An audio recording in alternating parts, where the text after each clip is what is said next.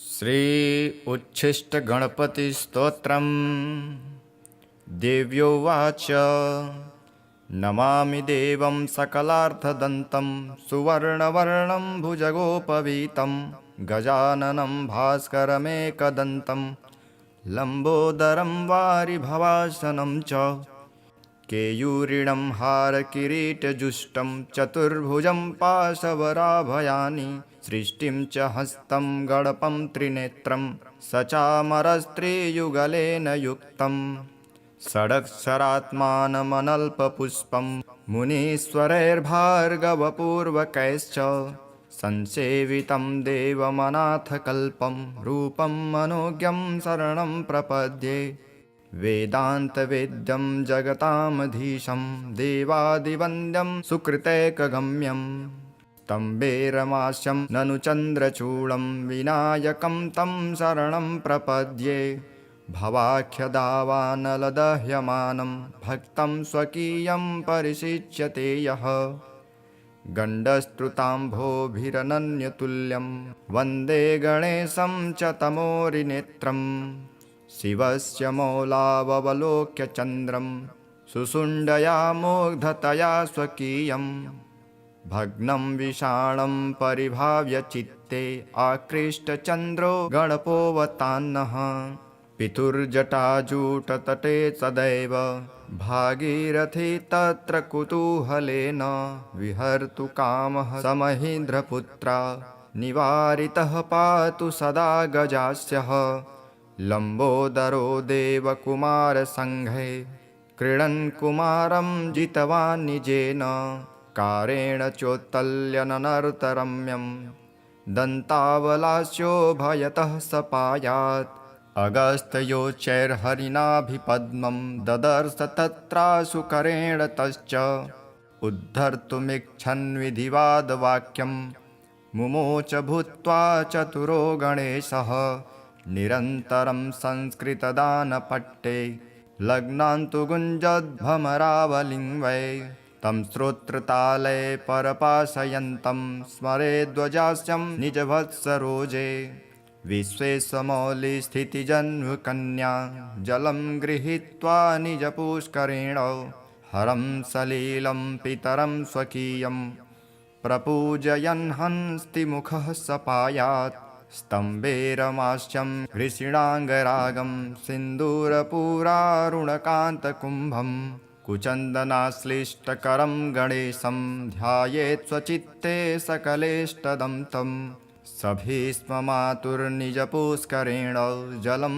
समादाय कुचो स्वमातुः प्रक्षालयामास षडास्य पीतौ स्वार्थं मुदेशौ कलभाननोऽस्तु सिञ्चामनागं शिशुभावमात्मं केनापि सत्कारणतो धरित्यां वक्तारमाद्यं नियमादिकानं लोकैकवन्द्यं प्रणमामि विघ्नम् आलिङ्गितं चारुरुचा मृगाच्छा सम्भोगलोलं मदविह्वलाङ्गं विघ्नौघविध्वंसनशक्तमेकं नमामि कान्तं द्विरदाननं तम् हेरम्ब उद्यन्द्रविकोटिकान्तः पञ्चाननेनापि विचुम्बितास्यः मुनीन् सुरारां भक्तजनाश्च सर्वान् स पातुरस्थासु सदा गजास्य द्वैपायनोक्तानि स निश्चयेन स्वदन्तकोट्या निखिलं लिखित्वा दन्तं पुराणं शुभमिन्दुमौलिस्तपोभिरुग्रं मनसा स्मरामि क्रीडातटान्ते जलधाविभास्ये वेलाजलेलम्बपतिः प्रभीतः विचिन्त्य कश्चेति सुरास्तदातं विश्वेश्वरं वाग्भिरभीष्टुवन्ति वाचां निमित्तं सनिमित्तमाद्यं पदं त्रिलोक्या मददस्तुतीनां सर्वैश्च वन्द्यं न च तस्य वन्द्यः स्थाणो परं रूपमसौ सपायात् इमां स्तुतिं यः पठतीह भक्त्या समाहितः प्रीतिरतीव शुद्धः संसेव्यते चेन्दिरया नितान्त दारिद्र्यसङ्घं स विदारयेन्नः इति श्रीरुद्रयामलतन्त्रे हरगौरी संवादे उच्छिष्टगणेशस्तोत्रम् सम्पूर्णम्। अथ श्रीऋणविमोचन महागणपतिस्तोत्रम्। स्मरामि देवदेवेशं वक्रतुण्डं महाबलं षडक्षरं कृपासिन्धुं नमामि ऋणमुक्तये। एकाक्षरम् एकदन्तम् एकं ब्रह्म सनातनम् एकमेवाद्वितीयं च नमामि ऋणमुक्तये। महागणपतिं देवं महासत्त्वं महाबलं महाविघ्नहरं शम्भो नमामि ऋणमुक्तये। कृष्णाम्बरं कृष्णवर्णं कृष्णगन्धानुलेपनं कृष्णसर्वोपवीतं च नमामि ऋणमुक्तये।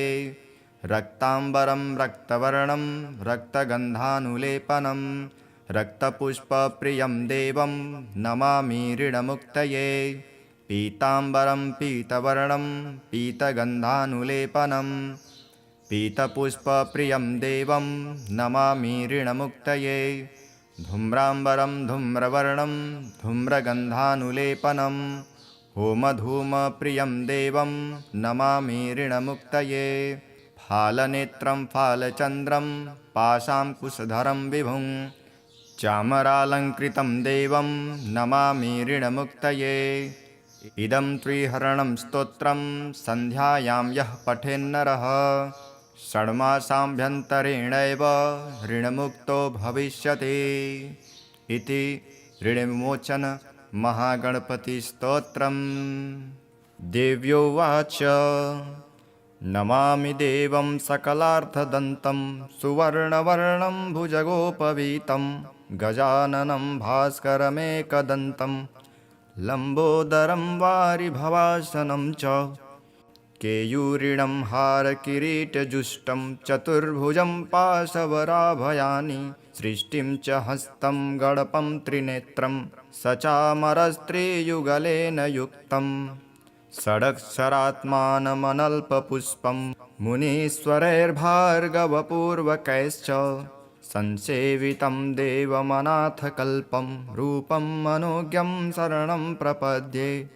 वेदान्तवेद्यं जगतामधीशं देवादिवन्द्यं सुकृतैकगम्यं स्तम्भेरमास्यं ननु चन्द्रचूडं विनायकं तं शरणं प्रपद्ये। भवाख्यदावानलदह्यमानं भक्तं स्वकीयं परिशिच्यते यः गण्डस्तुताम्भोभिरनन्यतुल्यं वन्दे गणेशं च तमोरिनेत्रम्। शिवस्य मौलावलोक्य चन्द्रं सुषुण्डया मुग्धतया स्वकीयं भग्नं विषाणं परिभाव्य चित्ते आकृष्टचन्द्रो गणपोऽवतान्नः। पितुर्जटाजूटतटे सदैव भागीरथी तत्र कुतूहलेन विहर्तु कामः स महीन्द्रपुत्रा निवारितः पातु सदा गजास्यः। लम्बोदरो देवकुमारसङ्घे क्रीडन् कुमारं जितवान् निजेन कारेण चोत्तल्यननर्तरम्यं दन्तावलास्यो भयतः सपायात्। अगस्त्योच्चैर्हरिणाभिपद्मं ददर्श तत्राशुकरेण तश्च उद्धर्तुमिच्छन् विधिवादवाक्यं मुमोच भूत्वा चतुरो गणेशः। निरन्तरं संस्कृतदानपट्टे लग्नान्तु गुञ्जद्भ्रमरावलिं वै तं श्रोत्रताले परपाशयन्तं स्मरेद्वजास्यं निजवत्सरोजे। विश्वेशमौलिस्थितिजन्मकन्या जलं गृहीत्वा निजपुष्करेण हरं सलीलं पितरं स्वकीयं प्रपूजयन् हंस्तिमुखः सपायात्। स्तम्भेरमास्यं घृषिणाङ्गरागं सिन्दूरपूरारुणकान्तकुम्भं कुचन्दनाश्लिष्टकरं गणेशं ध्यायेत् स्वचित्ते सकलेष्टदं तं। सभीष्म मातुर्निजपुष्करेण जलं समादाय कुचो स्वमातुः प्रक्षालयामास षडाश पीतौ स्वार्थं मुदेशौ कलभाननोऽस्तु। सिञ्चामनागं शिशुभावमात्मं केनापि सत्कारणतो धरित्याम् वक्तारमाद्यं नियमादिकानं लोकैकवन्द्यं प्रणमामि विघ्नम् आलिङ्गितं चारुरुचा मृगाच्छा सम्भोगलोलं मदविह्वलाङ्गं विघ्नौघविध्वंसनशक्तमेकं नमामि कान्तं द्विरदाननं तं हेरम्ब उद्यन्द्रविकोटिकान्तः पञ्चाननेनापि विचुम्बितास्यः मुनीन्सुरारां भक्तजनाश्च सर्वान् सपातुरस्थासु सदा गजास्य द्वैपायनोक्तानि स निश्चयेन स्वदन्तकोट्या निखिलं लिखित्वा दन्तं पुराणं शुभमिन्दुमौलिस्तपोभिरुग्रं मनसा स्मरामि क्रीडातटान्ते जलधा विभास्ये वेलाजलेलम्बपतिः प्रभीतः विचिन्त्य कश्चेति सुरास्तदातं विश्वेश्वरं वाग्भिरभीष्टुवन्ति वाचां निमित्तं सनिमित्तमाद्यं पदं त्रिलोक्या मददस्तुतीनां सर्वैश्च वन्द्यं न च तस्य वन्द्यः स्थाणो परं रूपमसौ सपायात् इमां स्तुतिं यः पठतिह भक्त्या समाहितः प्रीतिरतीव शुद्धः संसेव्यते चेन्दिरया नितान्त दारिद्र्यसङ्घं स विदारयेन्नः इति श्रीरुद्रयामलतन्त्रे हरगौरीसंवादे उच्छिष्टगणेशस्तोत्रं सम्पूर्णम्। अथ श्रीऋणविमोचन महागणपतिस्तोत्रम्। स्मरामि देवदेवेशं वक्रतुण्डं महाबलं षडक्षरं कृपासिन्धुं नमामि ऋणमुक्तये एकाक्षरं एकदन्तम् एकं ब्रह्म सनातनम् एकमेवाद्वितीयं च नमामि ऋणमुक्तये महागणपतिं देवं महासत्त्वं महाबलं महाविघ्नहरं शम्भो नमामि ऋणमुक्तये कृष्णाम्बरं कृष्णवर्णं कृष्णगन्धानुलेपनं कृष्णसर्वोपवीतं च नमामि ऋणमुक्तये रक्ताम्बरं रक्तवर्णं रक्तगन्धानुलेपनं रक्तपुष्पप्रियं देवं नमामि ऋणमुक्तये पीताम्बरं पीतवर्णं पीतगन्धानुलेपनं पीतपुष्पप्रियं देवं नमामि ऋणमुक्तये धूम्राम्बरं धूम्रवर्णं धूम्रगन्धानुलेपनं होमधूमप्रियं देवं नमामि ऋणमुक्तये फालनेत्रं फालचन्द्रं पाशाङ्कुशधरं विभुं चामरालङ्कृतं देवं नमामि ऋणमुक्तये इदं त्रिहरणं स्तोत्रं सन्ध्यायां यः पठेन्नरः षण्मासाभ्यन्तरेणैव ऋणमुक्तो भविष्यति इति ऋणविमोचन महागणपतिस्तोत्रम्। देव्योवाच नमामि देवं सकलार्थदन्तं सुवर्णवर्णं भुजगोपवीतं गजाननं भास्करमेकदन्तं लम्बोदरं वारिभवासनं च केयूरिणं हारकिरीटजुष्टं चतुर्भुजं पाशवराभयानि सृष्टिं च हस्तं गणपं त्रिनेत्रं सचामरस्त्रियुगलेन युक्तं षडक्षरात्मानमनल्पपुष्पं मुनीश्वरैर्भार्गवपूर्वकैश्च संसेवितं देवमनाथकल्पं रूपं मनोज्ञं शरणं प्रपद्ये वेदान्तवेद्यं जगतामधीशं देवादिवन्द्यं सुकृतैकगम्यं स्तम्भेरमास्यं ननु चन्द्रचूडं विनायकं तं शरणं प्रपद्ये भवाख्यदावानलदह्यमानं भक्तं स्वकीयं परिशिच्यते यः गण्डस्तुताम्भोभिरनन्यतुल्यं वन्दे गणेशं च तमोरिनेत्रम् शिवस्य मौलावलोक्य चन्द्रं सुषुण्डया मुग्धतया स्वकीयं भग्नं विषाणं परिभाव्य चित्ते आकृष्टचन्द्रो गणपोऽवतान्नः पितुर्जटाजूटतटे सदैव भागीरथी तत्र कुतूहलेन विहर्तु कामः स महीन्द्रपुत्रा निवारितः पातु सदा गजास्यः लम्बोदरो देवकुमारसङ्घे क्रीडन् कुमारं जितवान् निजेन कारेण चोत्तल्यननर्तरम्यं दन्तावलास्यो भयतः सपायात्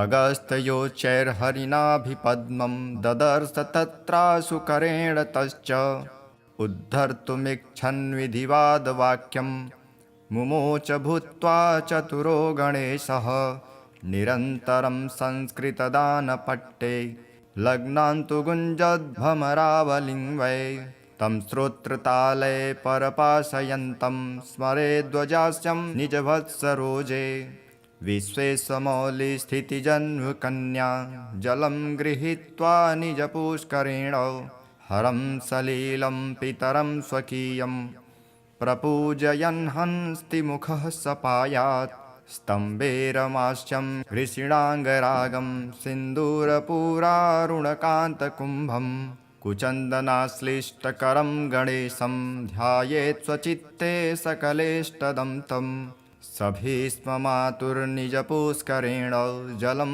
समादाय कुचो स्वमातुः प्रक्षालयामास षडास्य पीतौ स्वार्थं मुदेशौ कलभाननोऽस्तु सिञ्चामनागं शिशुभावमात्मं केनापि सत्कारणतो धरित्यां वक्तारमाद्यं नियमादिकानं लोकैकवन्द्यं प्रणमामि विघ्नम् आलिङ्गितं चारुरुचा मृगाच्छा सम्भोगलोलं मदविह्वलाङ्गं विघ्नौघविध्वंसनशक्तमेकं नमामि कान्तं द्विरदाननं तं हेरम्ब उद्यन्द्रविकोटिकान्तः पञ्चाननेनापि विचुम्बितास्यः मुनीन् सुरारां भक्तजनाश्च सर्वान् स पातुरस्थासु सदा गजास्य द्वैपायनोक्तानि स निश्चयेन स्वदन्तकोट्या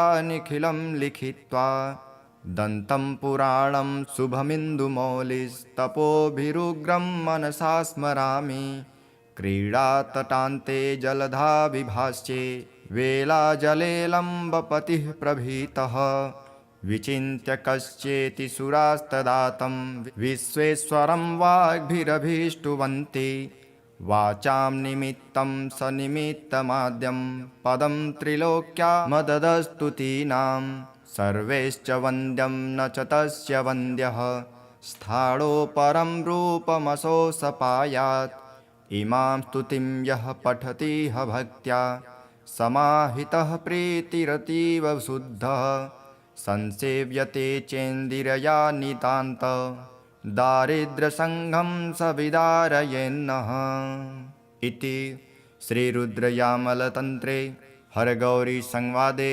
उच्छिष्टगणेशस्तोत्रं सम्पूर्णम्। अथ श्रीऋणविमोचन महागणपतिस्तोत्रम्। स्मरामि देवदेवेशं वक्रतुण्डं महाबलं षडक्षरं कृपासिन्धुं नमामि ऋणमुक्तये एकाक्षरं एकदन्तम् एकं ब्रह्म सनातनम् एकमेवाद्वितीयं च नमामि ऋणमुक्तये महागणपतिं देवं महासत्त्वं महाबलं महाविघ्नहरं शम्भो नमामि ऋणमुक्तये कृष्णाम्बरं कृष्णवर्णं कृष्णगन्धानुलेपनं कृष्णसर्वोपवीतं च नमामि ऋणमुक्तये रक्ताम्बरं रक्तवर्णं रक्तगन्धानुलेपनं रक्तपुष्पप्रियं देवं नमामि ऋणमुक्तये पीताम्बरं पीतवर्णं पीतगन्धानुलेपनं पीतपुष्पप्रियं देवं नमामि ऋणमुक्तये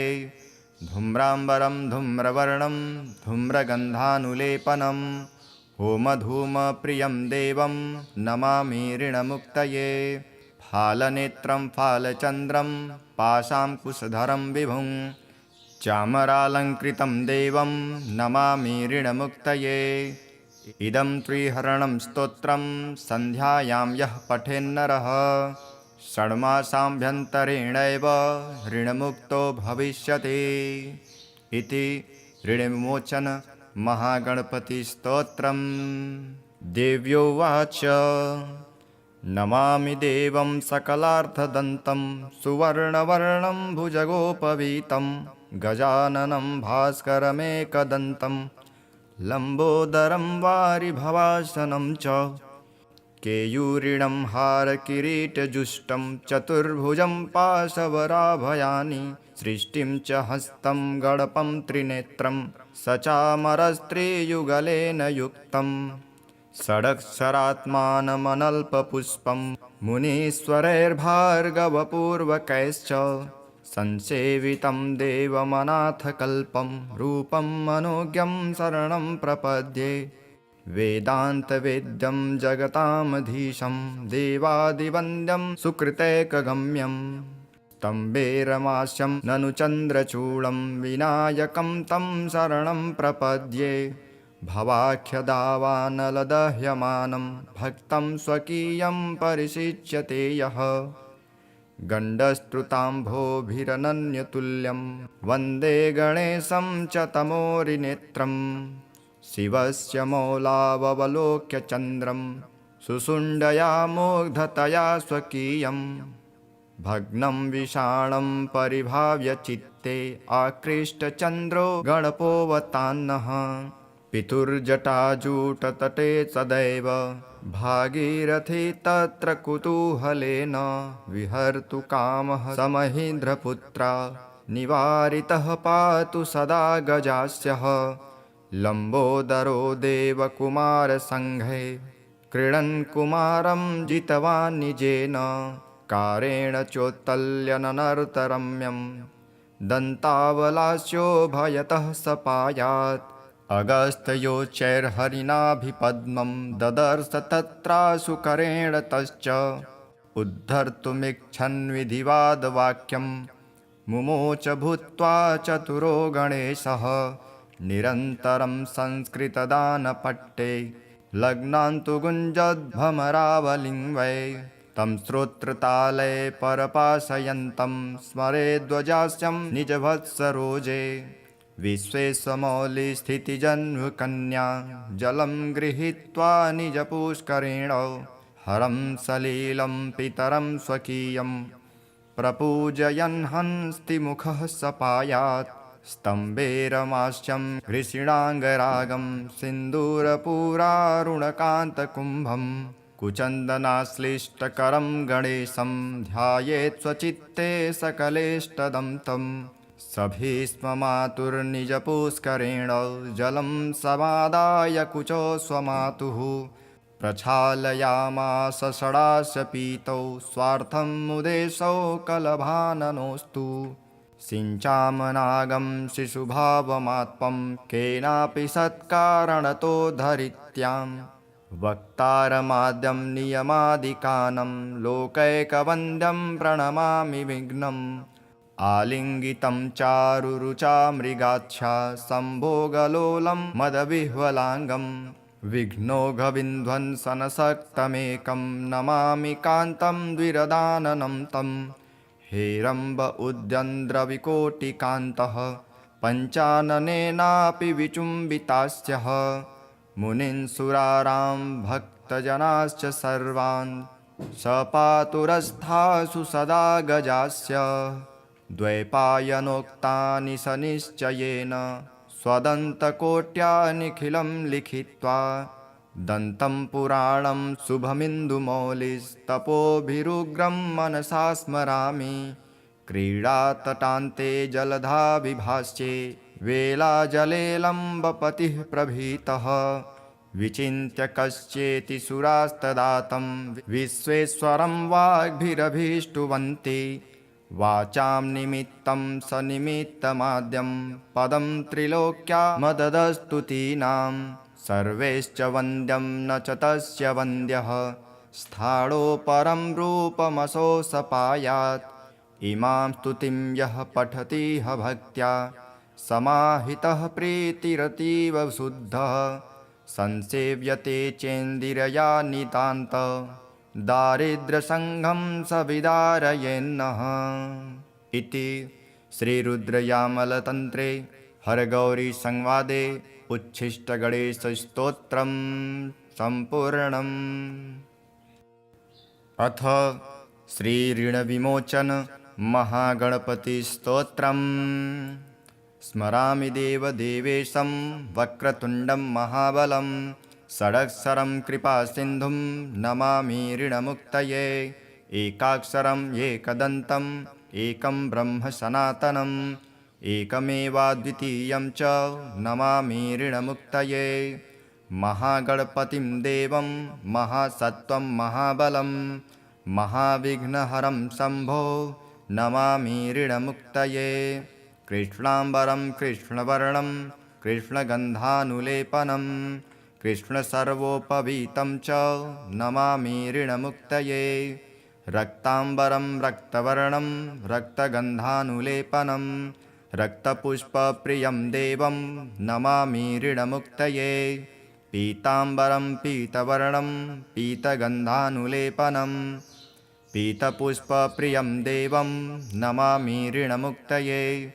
धूम्राम्बरं धूम्रवर्णं धूम्रगन्धानुलेपनं होमधूमप्रियं देवं नमामि ऋणमुक्तये फालनेत्रं फालचन्द्रं पाशाङ्कुशधरं विभुं चामरालङ्कृतं देवं नमामि ऋणमुक्तये इदं त्रिहरणं स्तोत्रं सन्ध्यायां यः पठेन्नरः षड्मासाभ्यन्तरेणैव ऋणमुक्तो भविष्यति इति ऋणविमोचन महागणपतिस्तोत्रम्।